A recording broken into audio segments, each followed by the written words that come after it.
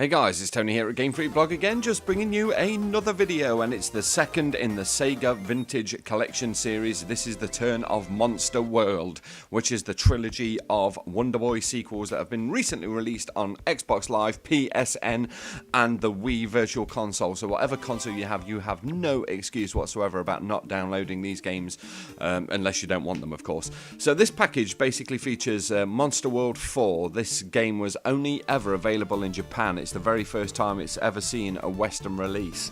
I've had a quick go on it. It's absolutely fantastic. The second game is Wonderboy in Monster World on the Genesis, which again is another fantastic little platform game. If you haven't played it, it is staggeringly good. And the first game is the arcade version of Wonderboy in Monsterland. Which I vaguely remember when it originally came out years and years ago. I remember we used to have a pretty decent arcade here in Nottingham, and I remember that they had the machine up there.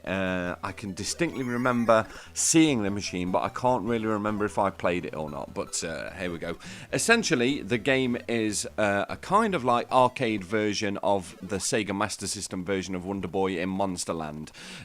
It pretty much plays exactly the same. You've got two buttons, jump and attack, but the levels are limited to a timer. You've actually got that sand timer going down, which basically means you've got to run through the level at a fair whack. You can't really hang around and go money chasing like what you can in the Master System version of the game. But apart from that, it's all pretty much exactly the same. You kill enemies, you pick up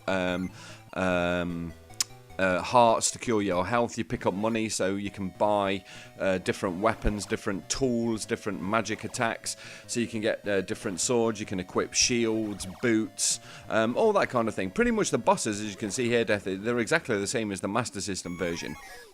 And it does look like a really promising little game. I'm not entirely sure if I'd like the time aspect to it, that it's all timed, but you know, I'm sure that that's something that, you know, I'll get used to more than I've played through the game. I've played pretty much about an hour's worth of it or something like that. I think I've killed about the first 4 or 5 bosses or something, but some of them are devilishly hard, and I think it's going to be more of a case of running through a certain section as quickly as you can, getting as much cash as you can, and then equipping armor, because one of the bosses that I got to, which was one of the Red Knights, absolutely destroyed me, and it was just simply for the fact that all I had was a helmet and a shield. I hadn't had any kind of like boots or any kind of chainmail or anything like that. But again, I believe this is the first time it's ever seen a home console release. As a part of the package, it's fantastic. You can't really go wrong, especially if you've bought it on Xbox Live, which seems to be a little bit more cost efficient than the other consoles for some reason. 800 points for the 3 games. So that's Wonderboy in Monsterland, the arcade version. This is Wonderboy in Monster World, which is the Sega Mega Drive version. I think it was one of the last Wonderboy games that kind of came out on the system. Now, Wonderboy in Monsterland, for all intents and purposes, it's the Sega Mega Drive version of Wonderboy in Monsterland. All this Monsterland and world and everything is getting really confusing to me.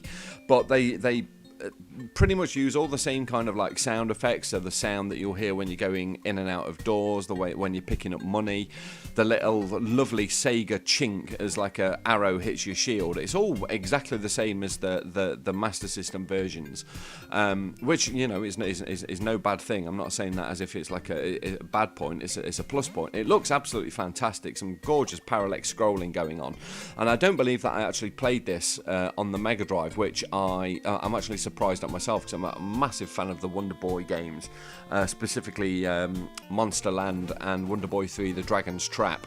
I mean, to be honest, the Dragon's Trap essentially pisses all over them, but you know, as a game on a part of the package, you can't go wrong.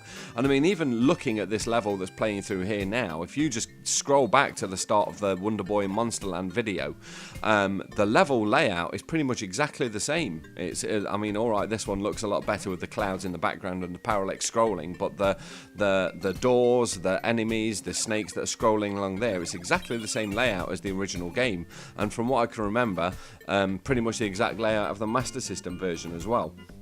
So again, it's a great little package. There's loads of different kind of like levels, and again, there's all sorts of shops that you can go and buy different magic attacks, swords, armor, shields, helmets. It's a fantastic little game. I can't wait to get my paws into it. I haven't really played that much of this one. Again, I've probably had about an hour on this.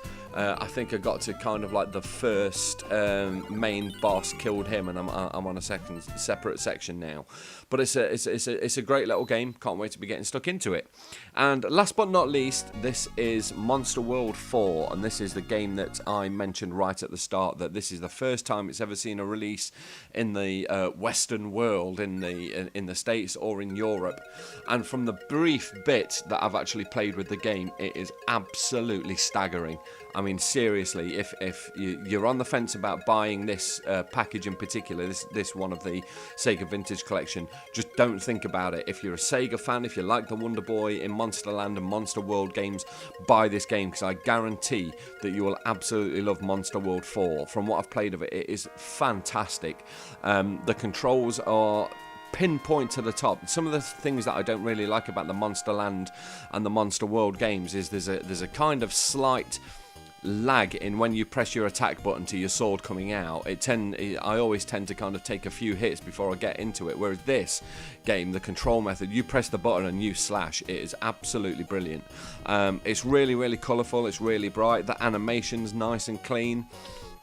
And again, it pretty much borrows everything from the Monster World and Monsterland games. You know, it's got quite a lot of the same sound effects. The way that you enter doors and exit doors is the same, but just look at it, it's absolutely fantastic. This is basically the starting level where you've got to gather up your equipment for an attack on a fortress tower. And the fortress tower in the game is stupendously good. It's a really good game. There's lots of different kind of like doorways that you have to go in that will link you from this place to this place to that place. I mean, it's pretty in-depth. It's pretty fantastic. So I can't recommend it enough. So even if you're just buying it for this game, Monster World 4 is absolutely fantastic. So guys, thanks for tuning into the video. It's only a short one, but I just basically wanted to give you an overview of what's available in this package. It's the Sega Vintage Collection package entitled Monster World. 3 games on there, worth every single penny. Xbox Live, PSN, Nintendo Virtual Console, they're all on there now. So guys, Tony from Game Freak Blog, signing out for another video, and I'll catch you in the next one. Thank you, bye-bye.